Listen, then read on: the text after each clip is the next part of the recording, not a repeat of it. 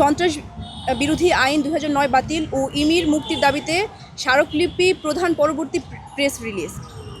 বাংলাদেশ জাতীয় জাদুঘরের সামনে টানা 2 দিনের অবস্থান কর্মসূচির পর আজ 1 জুলাই 2026 নাগরিক নিপীড়ন বিরোধী আন্দোলনের উদ্যোগে সন্ত্রাস বিরোধী আইন 2009 বাতিল ও ইমির মুক্তির দাবিতে মাননীয় আইন বিচার ও সংসদ বিষয়ক মন্ত্রীর নিকট আমরা স্মারকলিপি প্রদান করেছি।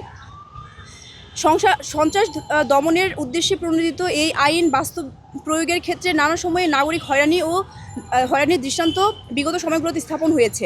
ভিন্ন মতকে দমাতে ফ্যাসিস্ট হাসিনার আমলে এই আইনের অপব্যবহার করে বিএনপি, জামায়াত, শিবিরের নেতাকর্মী সহ বহু আইন বহির্ভূত হত্যা, গুম, খুন, মামলাসহ নাগরিক নিপীড়ন করার উদাহরণ আমরা দেখেছি।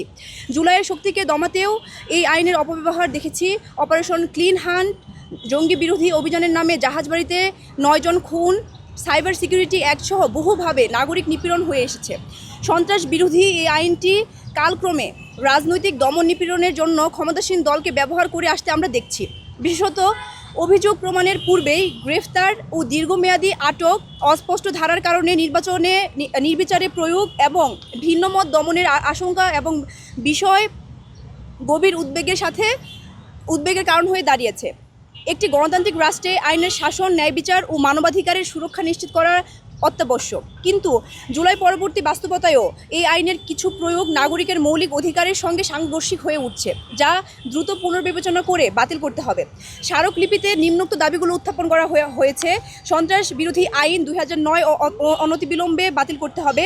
আইনের অপব্যবহার রোধে জবাবদিহিতা নিশ্চিতকরণ করতে হবে।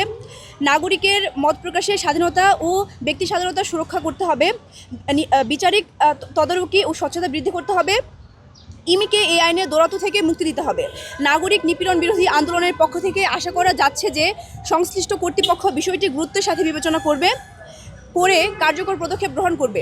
অন্যথায় আমরা আমাদের নাগরিক নিপীড়ন বিরোধী আন্দোলনের পক্ষ থেকে কঠোর আন্দোলনের দিকে সামনের দিনগুলোতে অগ্রসর হব। ধন্যবাদ সবাইকে।